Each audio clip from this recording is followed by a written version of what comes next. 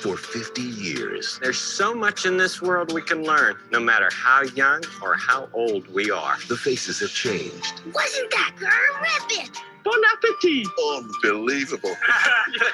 The places have changed. I want them to love me. The world has changed. Landing a man on the moon before this decade is out. What a wonderland we found. But our vision stays the same. Whoa. This is an incredible story. What defines us is our minds and our hearts. This is all possible because of physics. Whoa! Yes! It's really part of our mission to make sure communities across the country are safer. Thank you.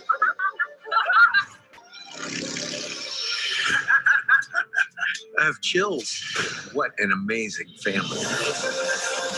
The world keeps moving, We're going further than we've ever gone before. but our mission never wavers. How about that? Always seeking This is totally amazing. what's next. I was raised to believe, despite where I came from, I could literally be anything I wanted to be. Stay curious.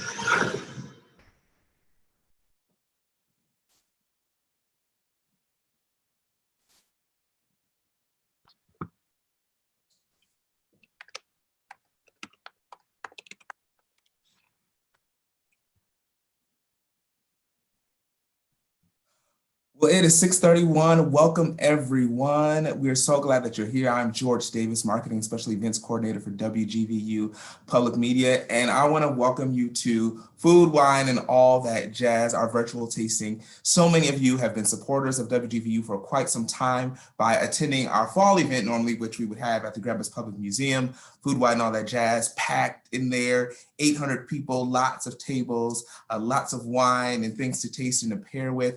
But due to the current circumstances, we're doing things a little bit different. And so we're very, very grateful that you took out time tonight with us on a Thursday to engage in some fun. Maybe at your home, you've invited a couple of friends over. I know everyone is socially distancing in different forms and different manners. And we just want to make sure that we can provide something for you all, our supporters, to have fun with and still get in the groove of thinking about wine and food this fall as we kind of head into the holiday season. So thank you so much for joining us. It was exciting seeing most of you come down to the station today to pick up your wine kits. Great to wave hello behind the mask and say hi and put a face with a name based upon your order. And some of you who I was able to deliver your kits to your home, it was wonderful to see you all and so excited that you are joining us on this evening. We have an exciting and fun night planned.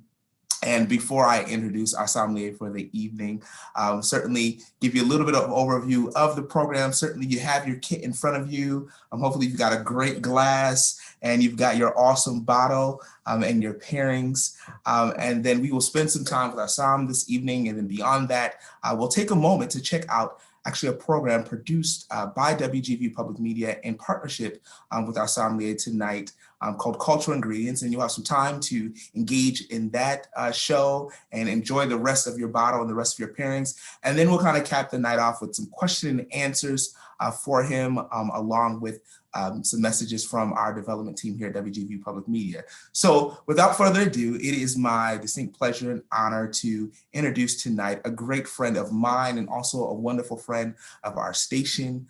He is the proprietor and owner of Graped Out. Along with that, he serves as Assistant Director for Operations for Wade Cellars, and that is Wade as in Dwayne Wade, in Napa, California.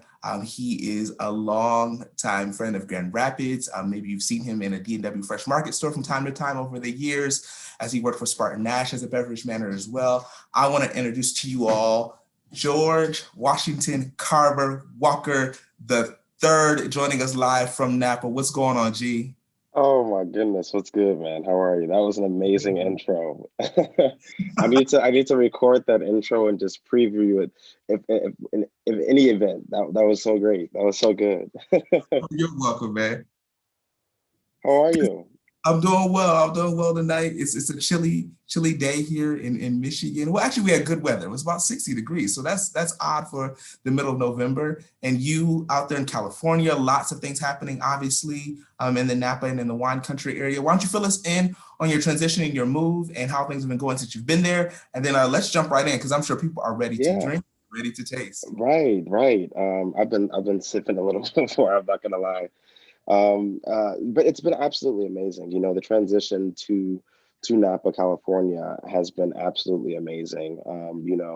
Moving from Grand Rapids, it was interesting because I've been here for now about 2 months, and I remember it very vividly. It was my second day actually in the office, and I don't know if you all saw in the news, but the entire Bay Area turned this apocalyptic orange where everything was just, I mean, it was like something out of a movie. And then 2 weeks to follow that were what are now known as the glass fires. So it was an interesting transition in the midst of all that, while also learning this new role, being the first official employee of Wade Cellars, and basically being the right hand man to our president. So it's been awesome. I mean, to say the least. It's been absolutely amazing. Dwayne and Gab are really cool, so that's always pretty dope. But yeah, I'm loving it. Good, man. Well, thanks for that update. And I think everybody's ready to jump in. Tonight, you have one of two bottles. You are either donning the Lodi Avalon Cellars Cab Sav, which is actually a limited edition Cab Sav. And then you also have the Souverain Sauv Blanc available to you as well. We want to give a special shout out and thanks to Grand Valley State University's conference and event services for assisting us with the process, along with Aperitivo for providing the charcuterie on this evening. So George, the floor is yours, man. Oh my gosh, I love this. I love this is the best stage that I love having, being able to talk about wine and the journey of wine and kind of how I found it. But just let's just start out with the wine first, and then we'll get into everything else after that. So let's start out with the Sauvignon Blanc. So Chateau Souverain is one of my favorite producers out of California. And in particular, what they do with the Sauvignon Blanc. So Sauvignon Blanc is a beautiful, beautiful grapes. It's actually known to be one of the six noble grapes that there are. So you have Chardonnay, you have Sauvignon Blanc, you also have Riesling, then you have Cabernet Sauvignon, you have Merlot, and then you have Pinot Noir. So historically, Sauvignon Blanc's home is actually in France. And in particular, it's in the Sancerre region of France, which is in the Loire Valley. So one of the most northern parts and regions within that area. And so Loire would be the region, and then you have Sancerre, which would be like the sub-region. And usually within those regions or within that region, you have a much, much cooler climate, which and usually like limestone, as far as the ground and the earth that the grapes grow in. But here we have this Sauvignon Blanc that's grown in California. And the best way that I like to put it, and the best way I like to explain it, is based off of basically one theory that we usually have and well, that we have in wine world, which is known as the New World versus Old World. So New World, it's pretty easy. Old World are all the regions comprised within Europe. So regions like France, regions like Germany, regions like Italy, any wine growing region that's in Europe is considered Old World. And then you have New World, right?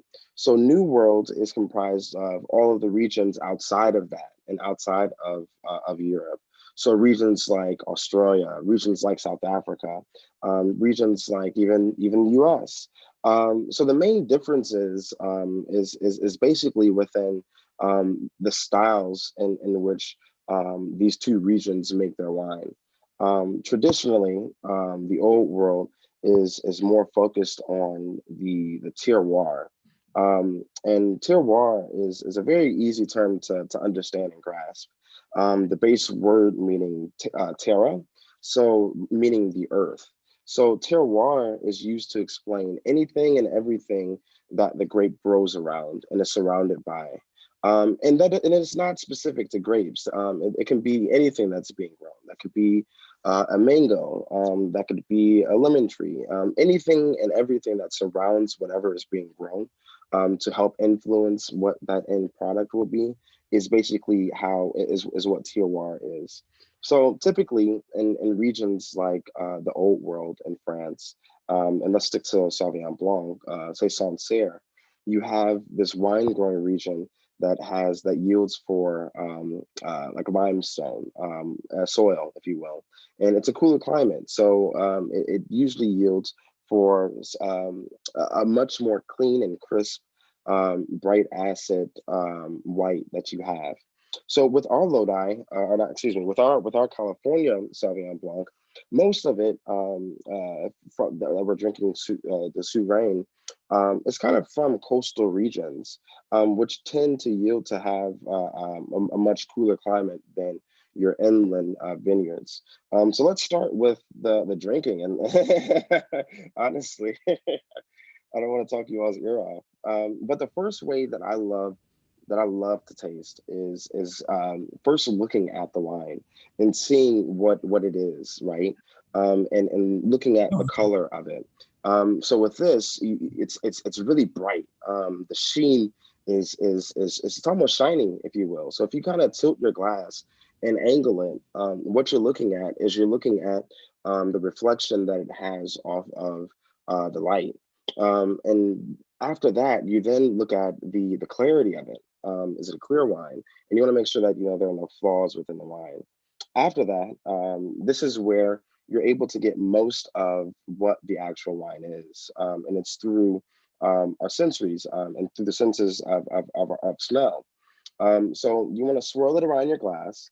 And the reason why you're swirling it around the glass is you're basically coating the entire glass with the wine so that it's easier to smell and it's easier to take in. So when you're smelling, we have much more much more sensory components within our sense of smell than we do on our actual palates. That's why you see dogs smell their food. Well, really, animals in general smell their food before they eat it, because if it smells funky, if it smells off by any sense, then they obviously know not to eat it. Some very similar to us. So let's smell it. So when I smell it, I get tons of like lemon peel. It's really bright. It smells really clean too. There's like this minerality on the nose as well. And then let's taste it. Let's get to the real part while we're really here, right? So on the palate, right? I swear I'm participating. I was waiting for the red. It's coming soon to come. It's all good. I love it. Yes, there we go. So yeah, so on the palate, it's super clean. It's really refreshing. It's really bright. Tons of acid. But it's not overly acidic. It's not like it's like ripping your mouth. But you still get that kind of like salivation where it's like kind of making your mouth water, which I love. I love Sauvignon Blanc. This is like one of my go-to wines for sure. That Chenin Blanc. Yeah. You already know Chenin Blanc. Chenin Blanc, of course, that's my ultimate favorite, period. Like I love it. But yeah, that's really what Sauvignon Blanc is, and the history of Sauvignon Blanc, and why it's been able to do so well, as along with Cabernet Sauvignon, is because of its resilience and its ability to grow in a lot of different areas throughout the world. Sauvignon Blanc is one of the most widely planted grapes throughout the world, and it does really well in a lot of areas, particularly in California, as well as in France. So let's get to the red, right? I love it. So The red is one of my favorites. As you all probably know, or if you don't know, um, Cabernet Sauvignon is one of the most widely planted grapes within California, along with Chardonnay. And this California in particular comes from Lodi. And Lodi is actually fairly close to where I am right now in Napa. It's a little bit south, so it's southwest of Napa and directly south of the city Sacramento. So it's a little bit more inland. It has really, really rich soils, so that the Cabernet Sauvignon can really does really, really well in that particular area, along with Zinfandel, which is what Lodi is mostly known for. But a little history on Cabernet Sauvignon. So Cabernet Sauvignon is actually a grape that is also home is in France, but this time we're actually in a region that's called Bordeaux, and that's where Cabernet Sauvignon is king. That's where its home is, and Bordeaux is usually typically made up of a blend, where the main grape and the main star is usually Cabernet Sauvignon, as well as Merlot. But Bordeaux usually has a blend of five different grapes, where you have your Cabernet Sauvignon, you have your Merlot, you have your Cabernet Franc, you have your Petit Verdot, and you also have your Malbec as well. So you have all of these things that it's comprised of within that region, but Cabernet is really king in that area. So if you want to start off with what the color is and kind of see where we're at. So tilt your glass again, kind of like at an angle. And the difference with this one is you want to be able to see the coloration of it. And this one is really bright, but at the same time, you can't even see through it. It's really dark and super rich.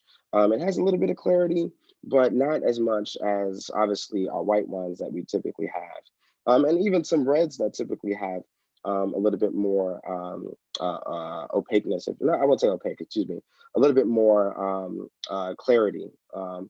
So after you look at it, then we can kind of go and smell it. So swirl it around your glass again.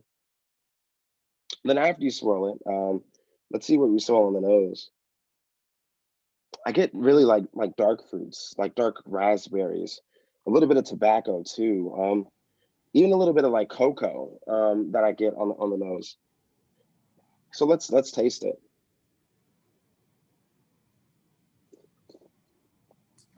Oh my God, I love that.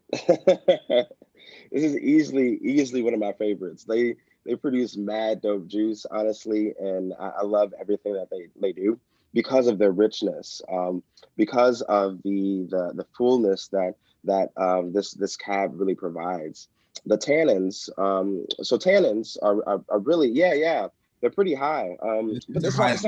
it's not super high to where Mhm. it's like gripping and like really like where you're it's like drying your mouth out. But let's talk about tannins real quick and like what tannins are.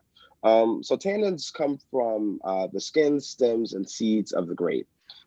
So during the maceration process, when the grapes are being crushed and the grapes have contact with the actual juice, the longer the skins and stems of the grape have contact with the juice, typically the more tannic the wine will be. So what are tannins? What do they do? Why are they there?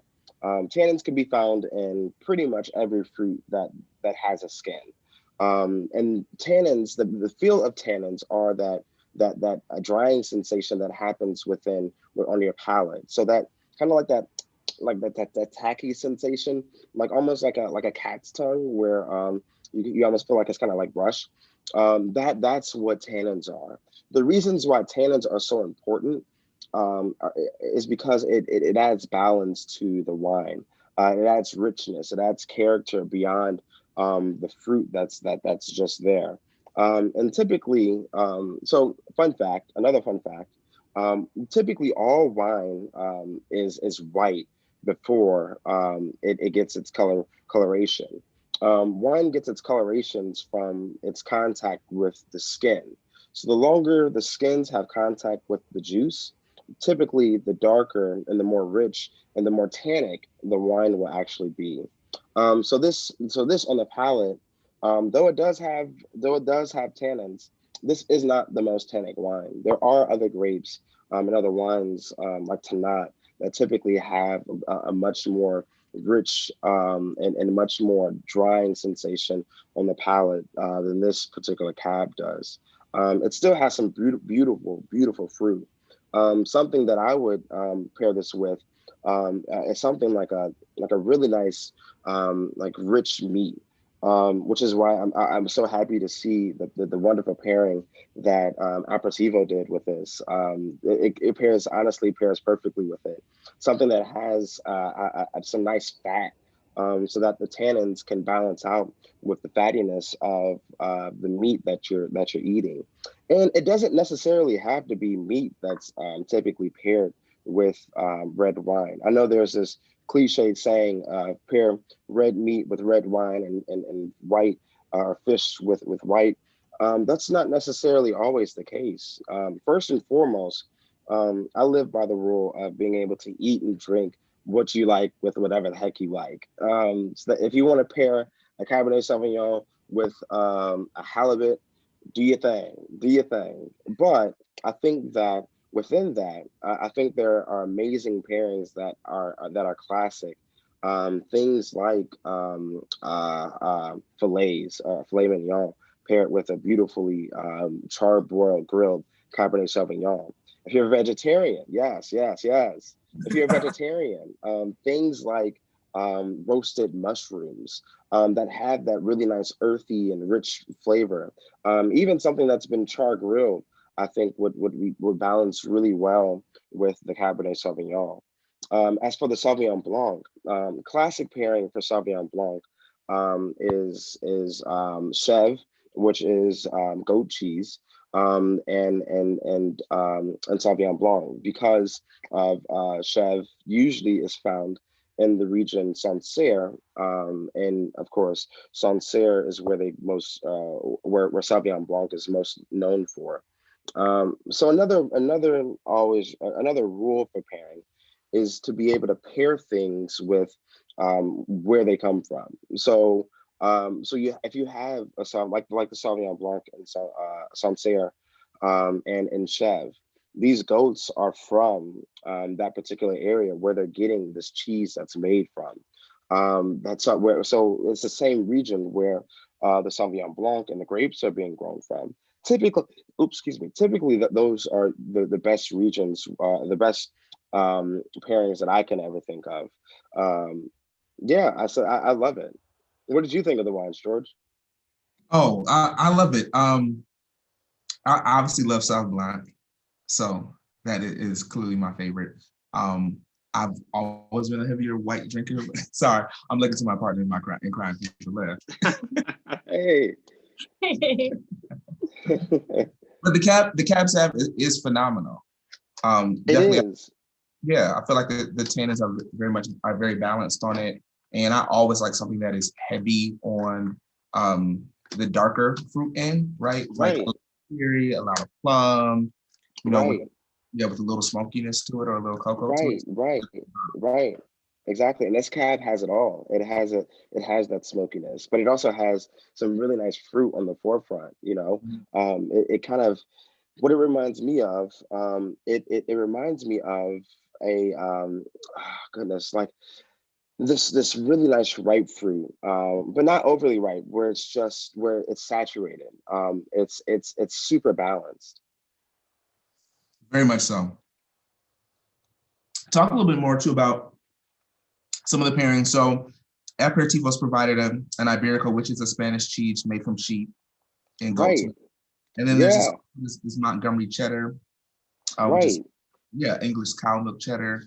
And then we have the pork and black pepper hunter salami. And then obviously there's another board with a number of crackers and breads with some whole grain mustard, olives. And I think I'm almost 100% is fig jam. Right. So the reason why it works, right, and the reason why that pairing works, particularly with the goat cheese, and why they chose to do that with a Sauvignon Blanc, is because goat cheese typically has this really high acidity. And with pairing, you want to be able to pair something that has, you want to be able to match it. Like I said before, there are a number of different ways in which you can pair, right? You can do like with like, which would be the Sauvignon Blanc, which again has really nice high acid, as does the goat cheese. But the goat cheese also has this creamy texture. So the acid and the Sauvignon Blanc that we have here is able to kind of cut through the fattiness that's in the goat cheese. Typically, also with like the fig jam. So if we go back to the fig jam, and you pair that and you put that in your cracker, and you taste that with the cab sauv, and a little bit of that cured meat as well. You have this balance that you find. So you have like this really nice, like the sweetness with the fig jam, that's able to be matched with the cab sauv that we have here. You're able to like really be able to match and balance all of that out. Another way that you could pair, and one of my favorite ways to pair, is actually pairing opposites. So being able to pair like how would I say, like a classic pairing, like Stilton cheese. Typically something that's really funky, almost like a blue cheese, and like really ripe, is most commonly paired with things like a Sauterne. And Sauterne is a dessert wine that's out of the southern region of Bordeaux. And the reason why that's able to pair so much is because of the opposites that they have, in this contrast and balance that they have. Something that is so extreme to the next extreme. It's one of the most brilliant pairings that I've ever had, and I would highly suggest, if you have the chance, even like a port. Again, it has this really nice rich flavor that's able to pair with that. So that's really why the cab sauv, again, I think would even pair with the goat cheese, are because of the opposites and the contrast that happen with the palate. It's kind of like this balance of and fight, this battle that's happening on the palate, that just ends up marrying together. Yeah, good. We encourage anyone at this time, if you'd love to ask George a question, or you want some clarification or some insight, just into wine in general, or certainly the things that we're drinking on this evening, jump into the chat, and I'm monitoring that and make sure that he will get the questions that are burning. We also encourage you, if you feel comfortable, turn on your video. We want to see who's participating, who's hanging out with us tonight. Hopefully you're having a good time at home already. We're about 30 minutes into the program, which is great. And we want to make sure that we're having a good time. Please take a water break if you need to take a water break. Yes. All right, Anissa, Elise, I see Aaron's on the line tonight. Yes. Got some more people popping in. Yes, please. Yeah, pop it in. Hey, yes. Hey. Okay. So Oh, many my goodness. people from around the Grand Rapids and Western Michigan area joining in. We thank you guys so much. Yes. Someone says, George, I find that Sincere to be very dry. Is that caused by the tannins? Oh, yeah. So Sancerre. So the reason why Sancerre is so dry, well, there are a number of reasons why a wine can be dry and perceived to be dry. And some of those reasons can be due to when people decide to harvest and when people decide to actually pick the grapes. So if you pick a grape earlier, the earlier that you pick the grapes, hey, the earlier that you pick the grapes, typically the drier the wine will be, just because the sugars aren't able to develop as quickly. So the longer that you leave the grapes on the vine, the more fruit and the more sugars that will develop within the wine that you're drinking. In this particular case, with Sancerre, Sauvignon Blanc, it's because of when they pick, and also just the grape itself, and also what they do, and in the cellar, really, after the grape has been picked. So when you're picking, so after you pick your grapes, and say you pick earlier, I love this. I see so many people popping in. This is like good. I love this. Yes. After the people pick their grape, you then have the option of within the cellar to be able to really decide when you want the yeast to stop fermenting. So what happens within fermentation is the yeast is gobbling up all the sugar and eating up all the sugars. And you can then stop the fermentation early, where you'll have what we call RS. RS is typically known as residual sugar. So the sooner that you stop it, the more RS that you will have. To again go back to your question about Sancerre, typically it's dry because of one, where it's grown, two, when they decide to stop fermentation, and three, typically wine is or Sauvignon Blanc tends to have a much more clean and crisp body stylistically. That was a really good question. Someone else Oh, says yes. they're here for knowing what it's like working for Dwayne Wade, NBA legend.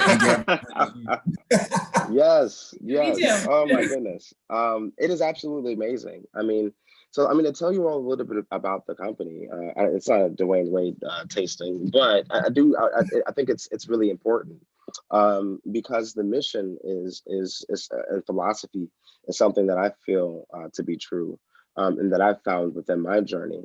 Actually, if I can start kind of before, and how I got into wine, is that all right, George? Yeah. Give us the brief history. Yeah. So honestly, I was trash at school, growing up in undergrad. Honestly, like I graduated high school with like maybe a 1.8 GPA. I was horrible. And my parents saw that, in my junior year, going into my junior year, and they saw that. And the reason why I was so trash at school was because I think that, unfortunately, within the education system, in America, we don't necessarily tend to, students that don't necessarily learn in the most traditional ways and in the best of ways. And I think that that's changing as we evolve the way that we teach, teach our kids. But at the time, and they're looked at as problem childs, even though, there's this opportunity to be able to learn in a different way. And my parents saw that, and they ended up calling me into the room, handing me this pamphlet. I'm looking through the pamphlet, and I'm looking through the pamphlet. I see things like cosmetology and things like carpentry and all of these different programs that were for what I then found out was actually a tech center. So I ended up going to this tech center and deciding to go to deciding to major in culinary in my junior year of high school. Ended up falling in love with it. Originally, it was just because I thought that I was just going to eat the entire time and just smash all the food. You know what I'm saying?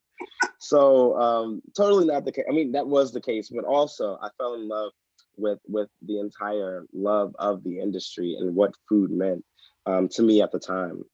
So fast forward, ended up getting a job at this restaurant, ended up cooking at this restaurant called Giovanni's Fine Italian Dining, on the line, flipping steaks and swordfish, and fell in love with the industry and decided my senior year, and decided my senior year that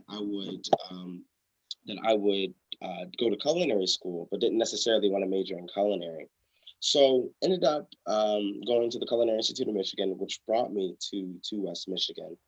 And I ended up majoring in food and beverage management. And it was while I was majoring in food and beverage management that I ended up pouring at this wine tasting event. And I can't recall if it was either this event or if it was actually the symposium event that happens over at the Van Andel, not Van Andel, but the DeVos place. But I ended up pouring this wine called a Chateauneuf du Pape. And at the time, I was like, a Chateauneuf du what? Like, what you just call me, bro? And they ended up explaining that, you know, Chateauneuf du Pape ended up translating to be the castle of the Pope. And the Pope used to go to this this castle in the southwest region of France, and essentially he just got lit. He just drank a bunch of wine in this castle, and and he kept going. And he went there so much so that the French wanted to make this castle the Vatican. And of course that didn't happen. But what did end up happening was that the Pope ended up blessing this land of grapes. He said, "I bless thee grapes," and then there you had Chateauneuf du Pape. And I later found out that Chateauneuf du Pape predominantly grows 3 different grapes: Grenache, Syrah, Mourvedre. And Chateauneuf du Pape is actually a sub-region of the Côte d'Or region within France. So fast forward, I ended up working at Grove Restaurant in Grand Rapids over on Cherry Street when they were still open, and ended up, yeah, I know, may they rest in peace, because I loved Grove. But ended up working there, and my general manager at the time saw this passion in me, and she ended up convincing me, oh yes, oh Tawny Ports, yes, a port education, Tawny others, yes. Oh my goodness. So I'll get to ports, but I'll finish the story once I get back to. I'll get to ports once I finish the story. But so yeah, so she ended up convincing me to take my first level sommelier exam, and I ended up going to Traverse City, Michigan, and ended up taking my first level somm, and ended up passing it. And shortly thereafter, I ended up working for a distribution company, and ended up falling in love with wine, selling wine. And that's where I started my own business, was because I saw this lack of diversity within the wine space. And I wanted to be able to create something, an experience that I felt as though people would,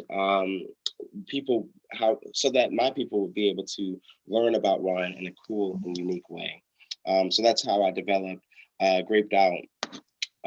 So I ended up going from there to actually working for Spartan Ash.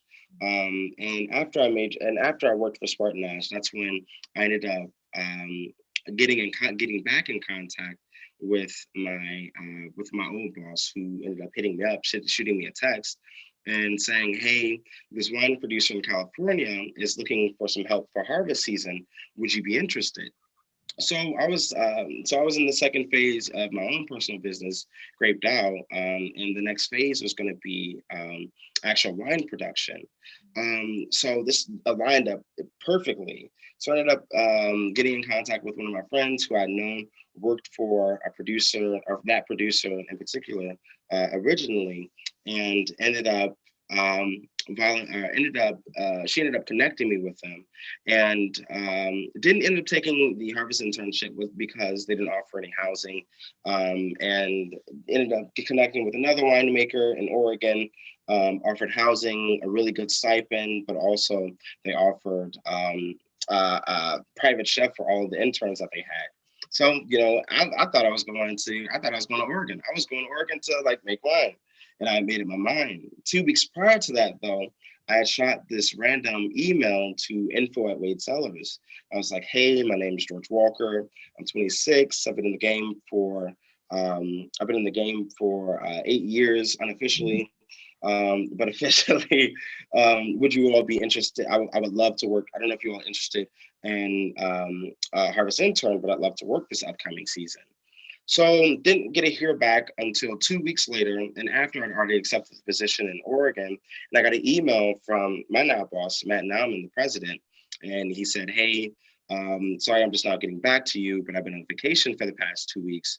How about you shoot over your resume and let's hop on a call?" So shot over my resume to him. We hopped on a call. I was ecstatic because honestly, I didn't even think I was going to get a hear back or an email back. So I was like freaking out. I was calling my fiance, and that feels so good to say, oh God. And I was like, yo, like I just got the thing, and got to hear back. So I hopped on a call with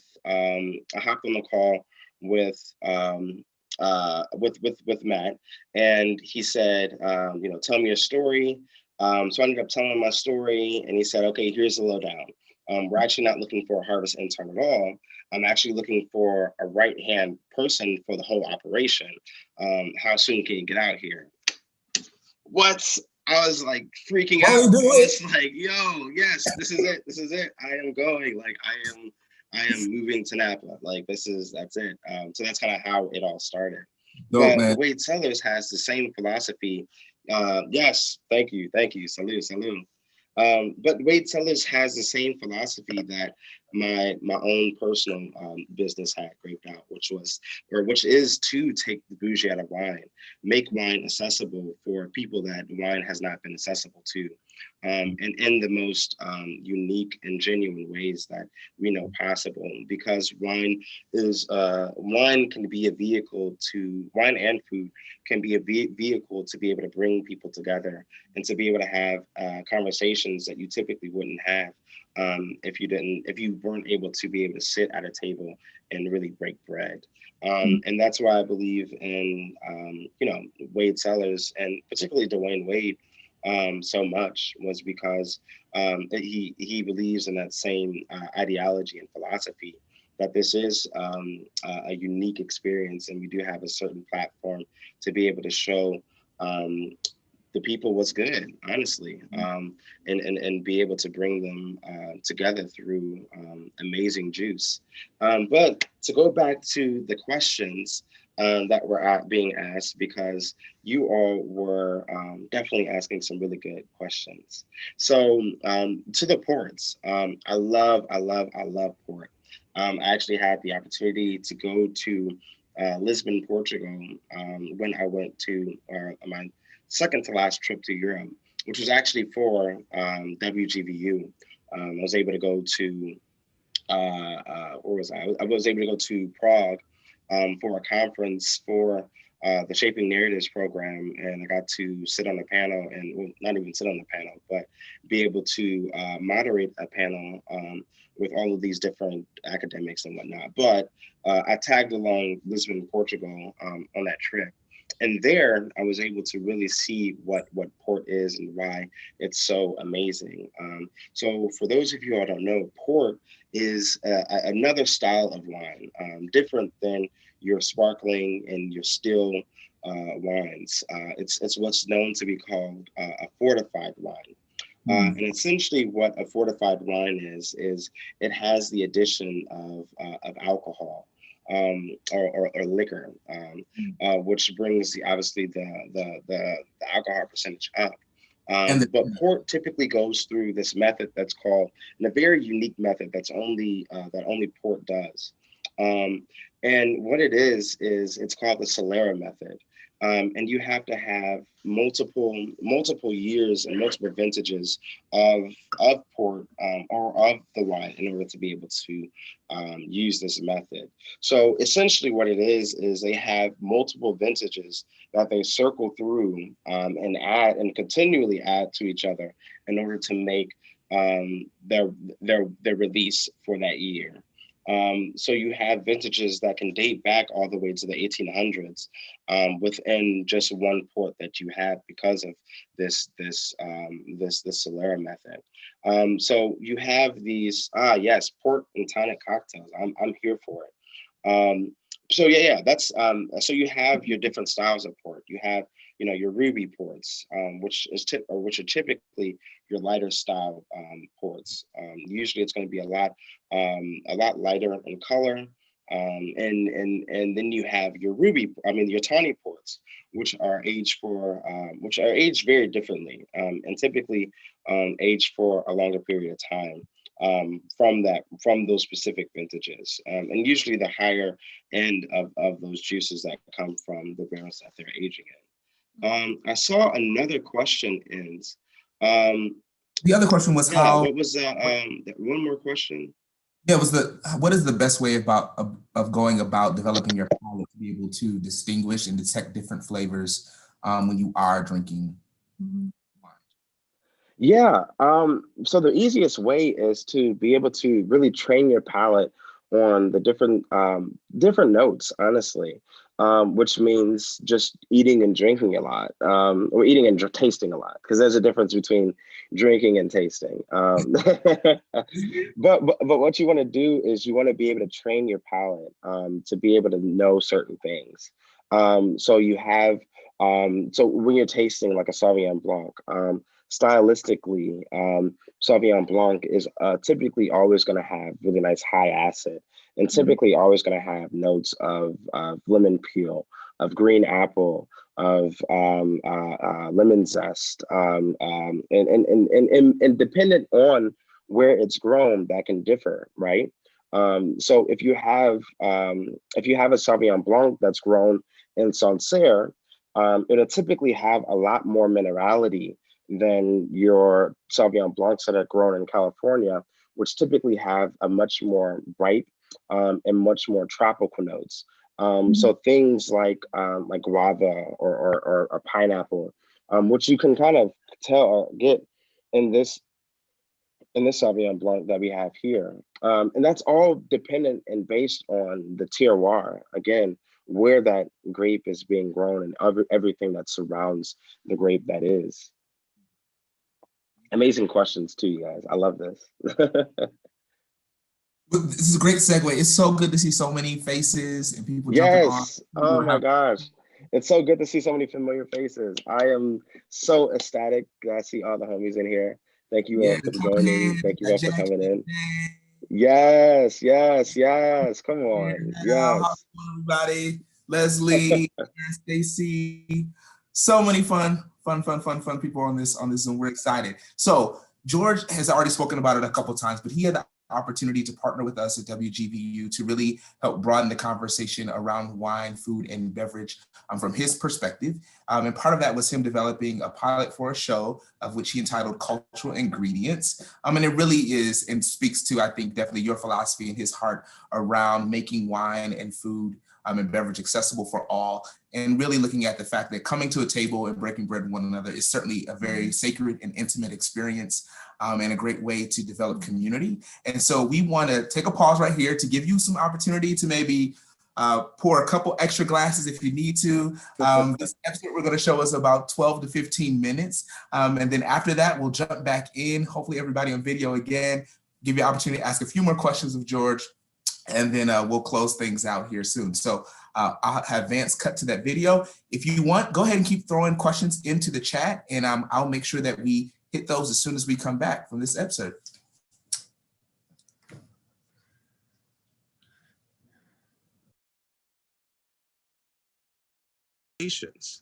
But we rarely stop and think about the culinary history, the geopolitics, and the agricultural development that each dish and ingredient has taken in order to land on our plates. My name's George Walker III. I'm a sommelier and all-around lover of food. And I think about this stuff so much that I decided to make a show of it. Today, we're cooking Mexican and Haitian, using an ingredient from an ancient civilization and another with a complex agricultural history. Join me as I learn about cultural ingredients.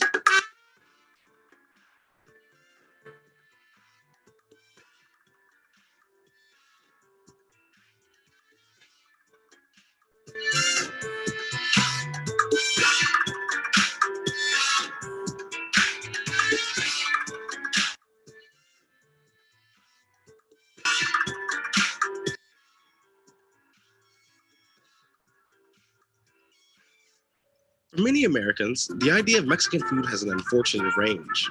Deep-fried tortillas, ground beef with packets of seasoning, sour cream, and some form of yellow cheese. Few Mexicans consider this authentic, but before Mexico was a country, native cultures like the Aztecs, the Toltecs, the Zapotecs, and the Mayans had combined ingredients and techniques that were nearly lost. Centuries later, and 2,200 miles from the Aztec capital, in Grand Rapids, Michigan, Chef Oscar Moreno opened Mexo, a concept restaurant that is bringing ancient foods and knowledge into the contemporary dining experience. And I'm lucky enough to watch him cook today. So I'm looking up with Oscar at Supermercado Mexico, one of the few places in the area that can get him the rare ingredients that he needs for his creations. What's up, man? Hey, George. How you doing? Good, man. How are you? Great, man. Good, good. Early start today. Oh man, I hear you. Trust me, trust me. So what you got there? I got some a couple ingredients. I got some cilantro, avocados, guajillo peppers. Yeah. What is that? This is Oaxaca cheese. Oaxaca cheese. Oaxaca stringy cheese. Yes. What? Oh, so it's stringy cheese. Where's Oaxaca cheese from? Well, it's from the state of Oaxaca. So we're just waiting for the guasontle. Wasontle? Guasontle. What is wasontle? Guasontle. Oh, here is the guasontle. Hey, well, thank you. Here's your special. Thank you. Can you carry that, man? Yeah, Thank man. you. Yeah, I got So full this hands is right now. wasontle? Guasontle. Yes, this is Sommelier, closely related to amaranth and quinoa. Pretty much the entire plant is edible. People in central Mexico have been eating it for thousands of years, and for good reason. Sommelier is high in fiber, calcium, potassium, iron, phosphorus, vitamin A, and C, and it's surprisingly a good source of protein. Oscar tells me the name comes from Nahuatl, a language of the Aztecs, and it means hairy emerald.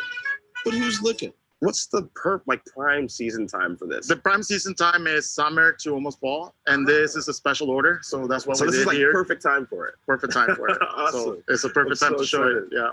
Yeah. So should we head out? Yeah, let's do it. Yes. Great. Nice. I have to cross Grand Rapids to get to Mexico. So first, a word about Oscar. Originally from Puerto Vallarta, Mexico, he started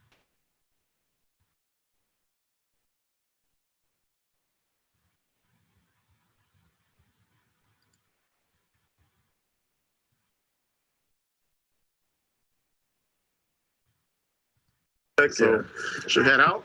Yeah, let's do it. Yes. Great. Nice. I have to cross Grand Rapids to get to Mexico.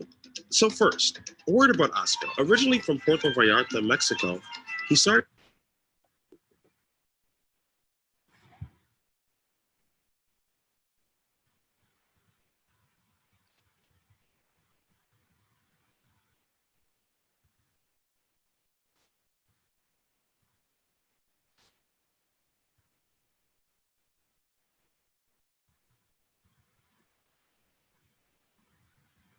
All right, appears that we were having a little bit of difficulty with that video, but that's all right, because there's a lot of questions, George. A lot of questions that have Wow.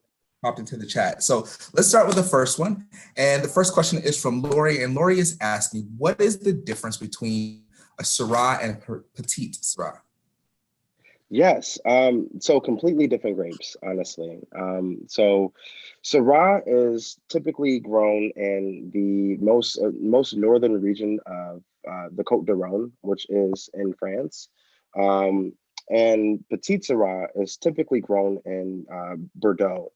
Like I said before, completely different grapes. Petite Syrah, excuse me, is typically has a thicker skin grape thicker skin than the actual Syrah, and tends to have a little bit more fruit, whereas Syrah typically has a little bit more pepperiness, which is also not to be confused with, which shouldn't be confused with Shiraz, which is actually the same grape as Syrah, just dependent on where it's being grown. So Shiraz is typically found in regions like Australia, where in America, you can have, we typically call it Syrah, but you can also you can use it almost interchangeably. But usually when you're looking at international Syrah and Shiraz, they're typically Shiraz is going to come from Australia, and Syrah is typically going to come from an old world region like the Northern Rhone. Oh, great insight. So my friend Kane says that she's been accused of sometimes being called a wine snob, and she has. That's all right there. She said that she has not found a wine from Oregon that she enjoys or that she loves. Can you recommend something from the Oregon region? Oh my goodness, yes. Yeah, I love Northwest drinkers over here in Washington and Oregon all day. So. Yes. Definitely. I have to shout out my homie Bertoni, who Jane and also was a part of. Yes. So he grows amazing juice out of Oregon. Typically Pinot Noirs. He does an amazing Chardonnay. There's really, really good juice that comes from like the Willamette, honestly, in particular. So I would encourage you to continue to look around. Yes, it's Yes. Willamette. Yes, come on, yes. It's not Yes, it's Willamette. Willamette. Yeah. Oh, Right. Willamette. Yes. Yes. Yes. Willamette. Yes. Woo! So yes, I would highly suggest just continuing to taste around because I think that you'll be able to find something that you'll be able to like. They also grow some amazing Rieslings that you'll be able to get. Next question was, how do you know when to decant one? Beautiful question. Beautiful question. So there are a multitude of reasons. So first, let's start off why you decant, and what is decanting. The reason for decanting, there's two reasons mainly. The first reason is to be able to introduce oxygen into the wine, and really aerate the wine. Why you would typically aerate a wine are mainly, again, two reasons. One, because the wine is too tight, and really like constrained up, and you want that to be able to open up and really show what it is and give life. Another reason to decant is because of whether it's old, and you really want some of that air to kind of brush off the time that it's had in the bottle, and really be able to balance it out and mellow out the flavors that typically you have within the wine. The second reason to decant wine is because, again, related to older wines, and typically wine that might have a little bit of sediment within it. And sediment essentially is what the residue that's left over within the bottle that settles down to the bottom of the bottle. So when you decant, you're able to be able to see the sediment, and it trickles down to the bottom better than if you were to pour it straight from the bottle. So basically, you're telling us everything that we've been saving for our special will have sediment. Well, you need to decant before we enjoy it. Depending on how old it is. Yeah.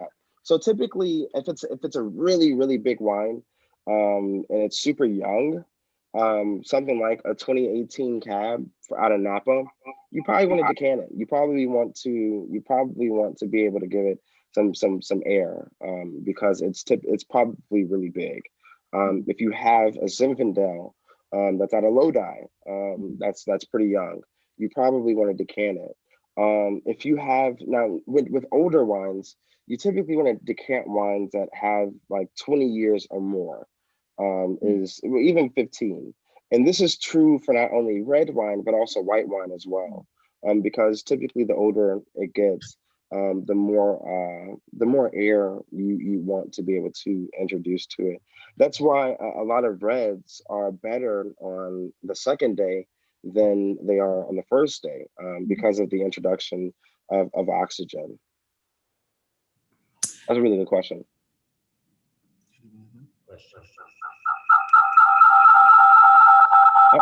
Getting a little feedback.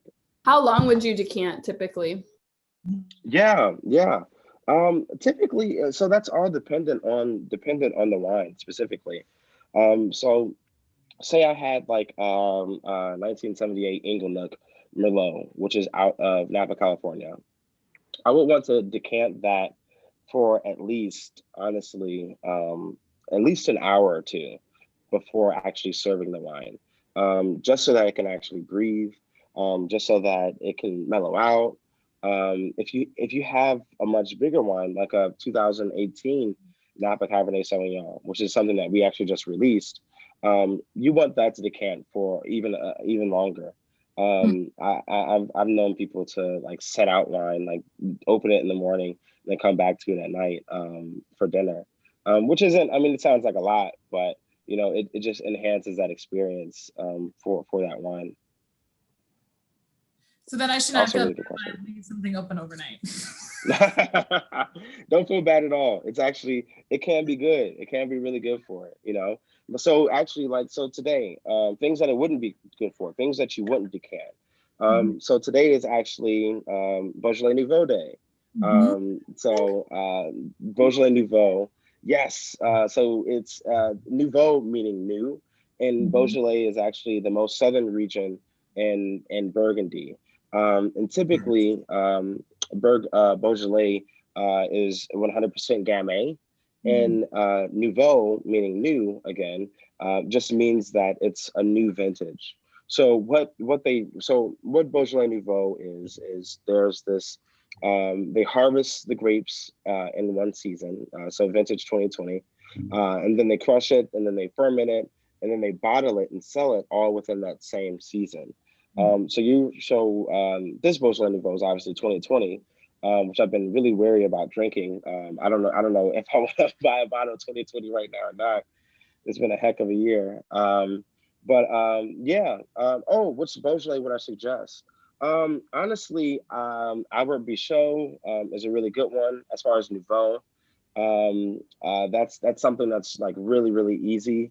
Another really good producer is Bichon, which is one of my favorite producers. Excuse me, I said Bichon. I meant to say Louis Jadot. Louis Jadot is also an amazing producer out of Beaujolais. They also have some really good Cru Beaujolais. So Cru is essentially the next level, and typically, so you have different crus within France. So you have your Grand Crus, you have your Premier Crus, and then you just have your regular wines, your average wines, and then you have your Vin de Pays, which would be basically your table wines. So your Cru Beaujolais, like your Grand Cru Beaujolais, from regions like Fleury, which is, you know, amazing Beaujolais. Typically, they don't have Beaujolais Nouveau doesn't typically come from that region, just because those wines typically need a little bit more age in order to be able to really round out and come to life. So Gamay and Gamay Noir. Yes, they are. Yep. So Gamay Noir is just simply just like, you know, black, which is just a red grape essentially. But yeah, they are the same. So yeah, you have your different crus within Beaujolais, and Beaujolais is easily one of my favorite regions, just because the wines typically just have so much life. The reds that is, and Gamay in particular, it's able to have really nice fruit, but also amazing acidity, especially when you get into your higher tier Beaujolais, like your Albert Bichots. Or excuse me, like your Louis Jadots, and even Albert Bichot, who has some Cru Beaujolais as well. Someone asked, what determines how long you can age wine for? How long you can age wine? That's a great wine. That's a great question, and also deserves a great wine. It has to be a great wine. But the reason, so what gives wine its ability to age is fairly simple. It's acid, it's tannin. And that's it. Acid and tannin. And in order for you to have a really nice wine that can age for a long period of time, typically they have to have both. Well, I shouldn't say they have to have both, because white wines, in order to be able to age wine, doesn't typically have tannin. But for red wines, you typically want we would typically want both. White wines, it definitely has to have acid in order for it to be able to tell the test of time. Because what time does to acid is it mellows it out, and it really calms it down as the years go on. So having even like that a 19. So I was fortunate enough to have a 1975 Inglenook, which is like a Merlot, a couple weekends ago, and that wine still had amazing acidity. It still had really nice tannin. And this is after 30 plus years of it still, being in the bottle. So you really want that wine when you lay it to rest to be able to have that balance. Also, amazing question. Yes, it's aging champagne is absolutely amazing, and probably the one of the better wines to age. And typically, when you age it, you wanna age your vintage champagnes. Um, you want to be able to age champagnes that come from really good vintages, honestly. So producers like Krug, which has been one of my favorite producers. And the reason why I like Krug so much is because it has this breadiness. It has this kind of almost biscuity flavor, but still has some really nice acid. Producers like oh goodness, why is it escaping me? Veuve let's just keep it simple. Has really nice acid, which can be aged, but typically they don't have the ones that they sell on the regular. The most of are vintage champagnes, even though they can age for a while. You just typically want to age vintage champagnes. Oh my goodness, Lafitte, good lord. Oh my goodness, yes, that is amazing. Wow. That's a really good wine. Invite me back to Michigan when you open that bottle of wine. That's going to be a really amazing experience. Yes, I think that 85 would drink beautifully right now. I think it would drink beautifully right now for sure, definitely. So George, talk a little bit about kind of the distinctions between.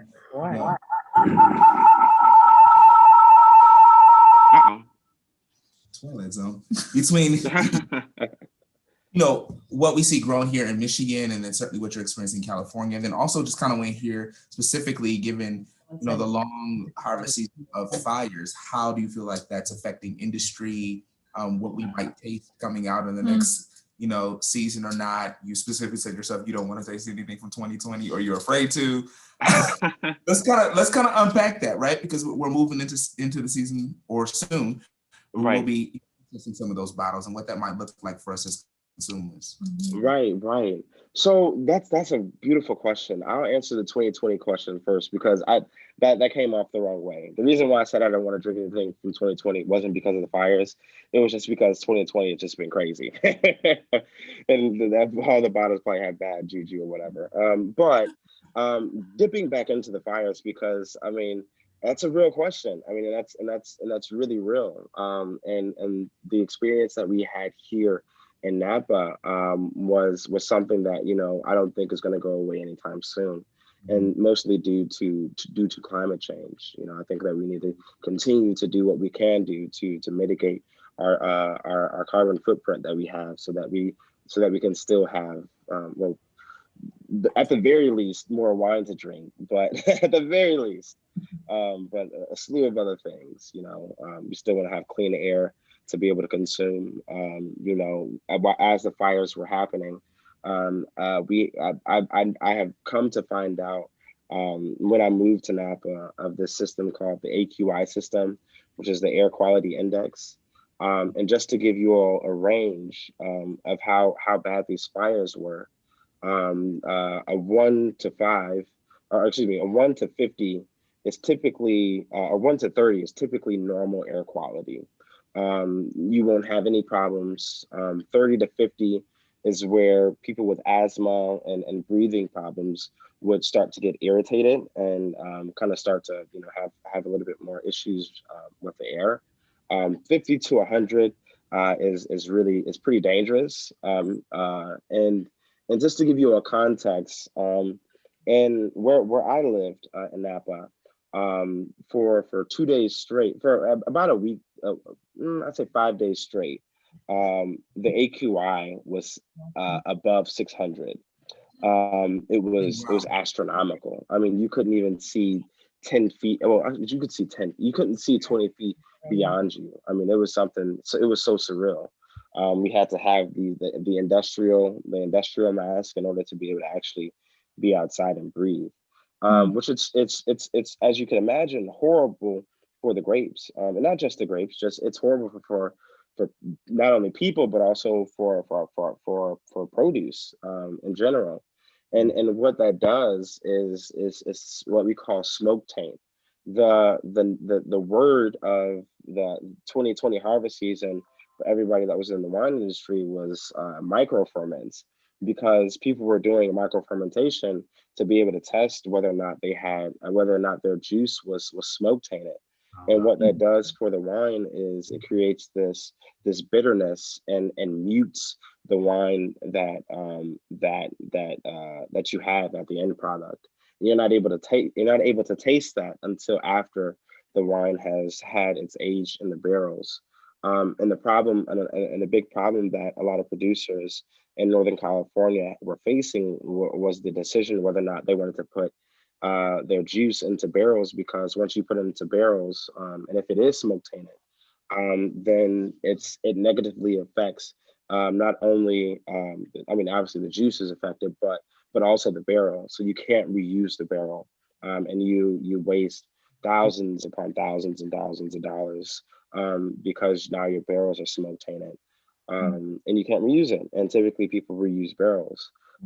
So the future of the harvest, the future of Napa, and the future of Northern California, not only Northern California, but also California in general, as well as places like Australia, is going to be solely in the hands of the people, and what we want to do to be able to help mitigate climate change. There have been multiple studies within Australia, because Australia faces a lot of fires. Their fires that they had in 2018 were some of the worst that the world has ever seen, almost as bad as what we just experienced this season in Napa. And there are a lot of tests being done in order to be able to take the smoke taint out of the wine. And I think they're getting really close to being able to find a solution for that.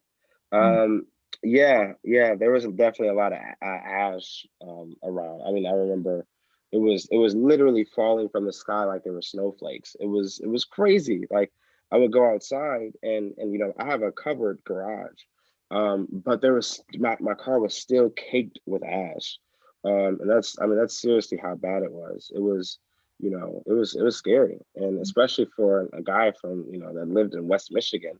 The worst that we had was the polar vortex back in, what was that, 2018, 2019, which is crazy in and of itself. So dip back into Michigan, and the grapes that I keep on saying we. I'm gonna keep on saying we. I'm still a Michigander. Come on. So the grapes that we grow in Michigan, things like Riesling, things like Cabernet Franc, things like Bleu Frankish, grow absolutely amazing there. And the reason why it grows so well there is because of our latitude, really latitude and longitude that we're on within the map, and then also the influence that we have from our beautiful Lake Michigan. We're actually, if you look at a map, we're at the same longitude as regions like Alsace and regions like Mosel, Germany, which are where these grapes are home to. Grapes like Pinot Noir, they actually call in Germany Pinot Noir Spätburgunder, but grow absolutely amazing there. Things like Riesling, of course, things like Bleu Frankish. That's where this grape is home to, and that's why we do so well with those grapes. Excuse me, in Michigan. Favorite winery in Michigan. My favorite wineries in Michigan would easily be people like Shady Lane. Shady Lane are doing some amazing, brilliant stuff. Producers like El Mabi, some of the best sparkling in the world, let alone Michigan. He's an amazing producer. Another one of my favorites, Two Lads. Woo! Right. What's up. Amazing Riesling, amazing Pinot Noir. There are some really, really great things coming out of Michigan, and I'm really excited to see what is happening on a much larger scope nationally for our state, and how I think our wine industry will take off, especially considering that a lot of people in California weren't able to produce wine because of harvest season. and because they weren't able to use the grapes that they had, because it was smoke tainted. So I'm really excited for the Michigan and wine industry, because I think a lot of people are gonna start looking to it more, because we grow great stuff. We grow some dope juice.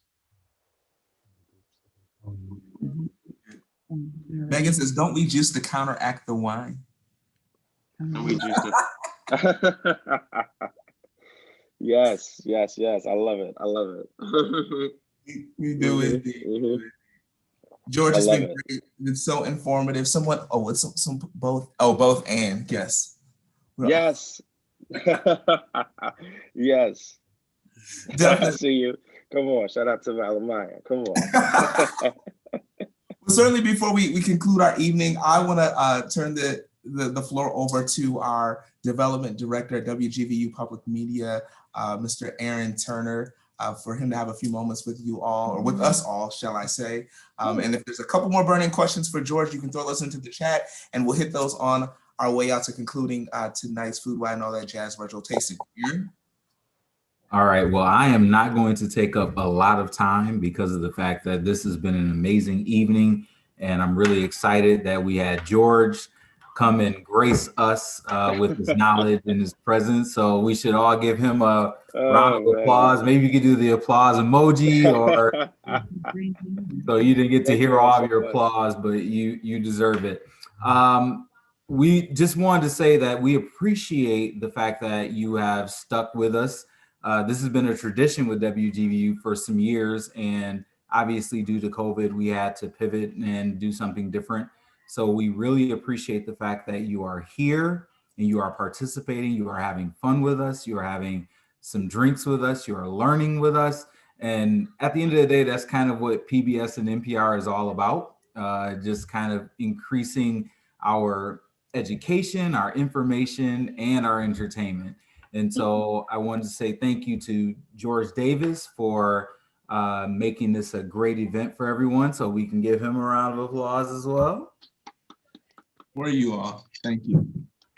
But also, I think the main theme is sometimes we get caught up in the fact that we do this great work and we do these fun things, but WGVU is really a community resource. And we are so excited that we are here for you. During this pandemic, we've had families that have reached out to us and have been really happy with the fact that we do education programming, and we do so many other things that go unnoticed in addition to the things that you notice.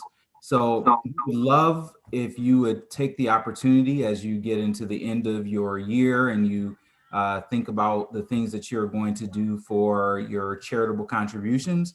We would love if you would think about WGVU.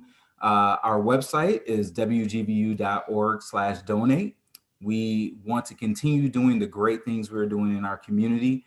And obviously we cannot do it without you. So thank you for being a part of this. If you have drank enough, you can add some extra zeros to your donation. And I'm sure Megan will be very happy with that result. But aside from that, you know, in all seriousness, thank you so much for being a part of this. Thank you for sticking with us. As you know, this is usually a 700 to 800 person event. And we have the strong 50 some odd here that are rocking with us. So first of all, I want to say cheers to everyone here. And thank you for being a part of this with us. Cheers. And aside from that, have a safe and healthy and happy holiday season if I don't speak to you before then. But most of you will get letters from me anyway. So, but anyway. All right, so I turn it back over to George. Wonderful. Thank you, Aaron. We want to thank everyone for participating tonight. As Aaron said, this is not possible without you.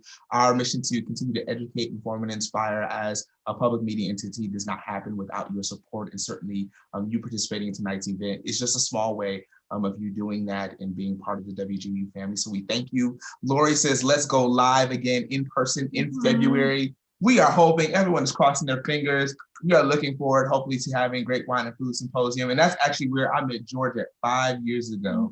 It's true. And his hair wasn't long. He wasn't talking so eloquently. No, I'm just kidding. He was. I was so enamored and impressed. But I was like, who is this guy? And next thing you know, it was like a total friendship over a glass of wine at a 700-person event. And I didn't even work for WGVU at that point. So this is full circle of here on November 19th, 2020. So thank you so much, everyone, for joining us. Please, if you, we obviously had a few little technical difficulties with the cultural ingredients episode, but please check that out. Go to our YouTube page, WGVU Digital Studios, if you want to see the full episode with George there for cultural ingredients. Always keep tabs on us via Facebook or Instagram. George, I want you to jump in and give your handles as well so people can continue to follow your journey. Oh yeah, of course. Follow me at George Walks 3, and that's at George Walks 3 on Instagram, and then I'm just George Walker on Facebook. I post some fun stuff, and I post often. So, yeah, please, thank you all. Well, I just want to thank you all so much for this. It's been amazing. Moving to California, but I really have a home in Michigan, and also a home not only with Michigan but with WGVU. You all have been a part of my journey through wine because this is where I got most of my wine education. Was started out through the food, wine, and all that jazz. And I remember going to there every year and volunteering. So to be able to have been able to create a show with WGVU, and then also be able to be here again with you all during these crazy times. It's been amazing to be able to continue that journey that I've had with WGVU for all these years. And I just thank you all so much. I mean, this is going on 8 years. This is my eighth food, wine, and all that jazz. Which is crazy. And I haven't missed one yet, and I probably won't miss. I probably won't ever miss one because it's amazing to be able to continue to have my connection to my home, Michigan, and also WGVU. So thank you all so much. Thank you, man. We appreciate you. And so make sure you follow George, because the reality is, like, when things open back up and you needed to make a trip to Napa and you need to hook up, you need to reach out to George. You need to slide into the DMs like, can I get the exclusive behind the Cellar tour? Yes. But no, in all seriousness, thank you all so much for your support. We look forward to hopefully seeing you all in February in person. If not, we probably will do the virtual thing again because it seems that people enjoy it, and maybe we'll shake things up a little bit more with some different combos and maybe some additional offerings on the wines and the bottles, because you got 1 or 2, some of you got 2, some people got 4 or 6, but we'll add some more varieties. And someone asked earlier how we selected the wines from tonight. Essentially, I kind of did some research, bounced some ideas off of George. With my limited wine knowledge of kind of Cab Sav and Sauv Blanc and understanding, their breadth, if you will, in terms of palate and tasting, that's kind of how we boiled down to these 2. So hopefully you've enjoyed them and you felt like they were a great value for what you paid for the complete kit. If you have any suggestions or feedback or commentary, please, all of you have my email. Do not hesitate to reach out and contact. We are always looking for ways to improve our events and the ways that we connect with you as community. And so again, we thank you so much for participating, for your continued support of WGVU. We want you to have a fun and safe holiday season. Connect, break bread, create memories the best that you can, given our current circumstances. And we want to say good night and be well. Salud, everyone. We hope to see you later in 2021. Take care. Thank you. Thank you.